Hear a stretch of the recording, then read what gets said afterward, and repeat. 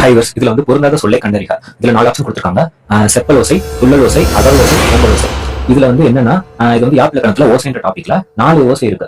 நார்மலா பார்த்தோம்னா செப்பல் அப்படின்னா கொடுத்துருக்காங்களா, இது வந்து இருக்கு. இந்த ஓசை வந்து என்னன்னா வெண்பா அப்படின்னு சொல்றாங்க. இது வந்து எதுக்குன்னா ஒரு பாலை, அதாவது செயல் உள்ளது பாட்டுல வந்து என்ன மாதிரி வந்து அதை ஆர்கனைஸ் பண்ணிருக்காங்க அப்படின்றது தான் யூஸ் ஆகுது.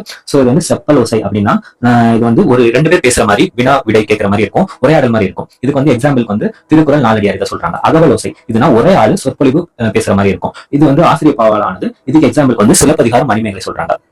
அடுத்து வந்து துள்ளலோசை. துள்ளலோசைனா ஒரு கன்று எப்படி துள்ளி எழுதோ அதே மாதிரி மேல கீழே போயிட்டு வரும். அதோட பாட்டோட மாடுலேஷன் வந்து அந்த மாதிரி இருக்கும். சோ இது வந்து முத்துக்குமாரசாமி பிள்ளை தமிழ் இதான் இதுக்கு எக்ஸாம்பிள். இதோட பாவை வந்து கலிப்பான்னு சொல்றாங்க.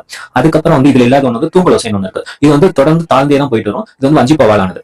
சோ செப்பலோசை இருக்கு, துள்ளலோசை இருக்கு, அகவலோசை இருக்கு. ஓங்கல் ஓசை அப்படின்றது ஒண்ணுதான் கிடையாது. சோ வந்து ஓங்கல் ஓசை தான் இதுக்கு உள்ளது. தேங்க்யூ. குத்தம் போது ஒரு சத்தம் வந்துச்சு இல்ல, இதுவும் ஒரு